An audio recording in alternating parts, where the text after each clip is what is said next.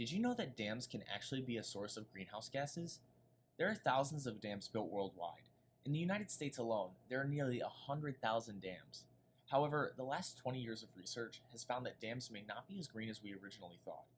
It has been found that dams can cause significant degradation to river ecosystems by restricting the movement of organisms, preventing natural nutrient and sediment flow, significantly altering habitats, and producing greenhouse gases. This figure represents one major issue with damming. Dams can trap sediment and organic matter from upstream while also slowing water flow. The combination of organic matter and slow water flow behind dams helps fuel decomposition, which consumes oxygen. This creates anoxic zones in rivers, and while microorganisms would typically prefer aerobic respiration, in the persistent low oxygen conditions, these organisms will actually prefer methanogenesis, where they produce methane instead of carbon dioxide. And the reason we care about methane is because it's a super potent greenhouse gas with a higher warming potential in comparison to CO2. Methane can trap around 30 times more heat compared to carbon dioxide. This means that for every 1 molecule of methane would be the same as 30 molecules of carbon dioxide in the atmosphere. And there are a few different ways that methane can be released into the atmosphere. Methane can be transported through plant vascular tissues, it can diffuse into the atmosphere, and when methane production is really high, it can bubble up to the surface. Our goal with this research was to collect information about small dams as a source of greenhouse gases, while also collecting methane from the 3 different pathways. In the past, there has been research on dams as a source of greenhouse gases, but these are typically on large tropical impoundments.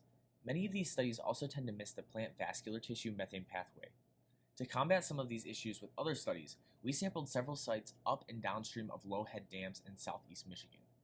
We also sampled several different environments directly behind the dams, including vegetated zones.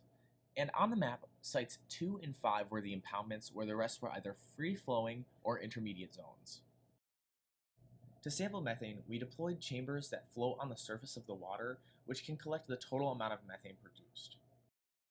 We also collected dissolved methane at each of the 6 sites. And using these methods, we found that some dams can allow for up to 72 times more methane to be released compared to upstream and downstream. And most importantly, the areas with the highest methane emissions were areas of the river with dense lily pads.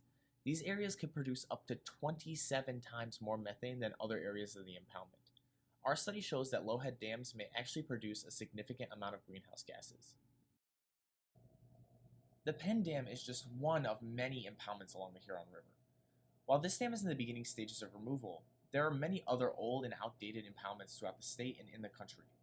With thousands of low-head dams in the United States, methane may be another trade-off with damming that many have not considered.